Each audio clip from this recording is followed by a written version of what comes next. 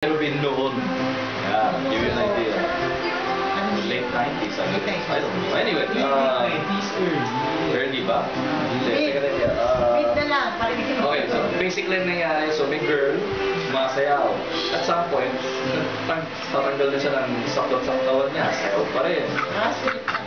Tapos there's this part na audience participation. Pero Very interactive. interactive, yes. So anyway, ang ginawa nung babae, natipuan kasi yung mesa namin. Natatakot ako, anong gagawin nito? Pwes nila nakagano'n siya. As far as I remember, Kino, yung baso ni Nilo, basta may kilo siya isang baso na beer.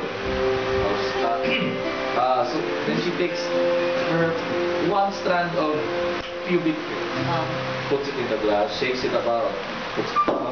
Ang gross naman. Nilo takes the glass, drinks the whole thing down. Kala mo, inumin niya, hindi. He pulls it out and everyone applauds him. There. Pero hindi natin gagawin yun, okay?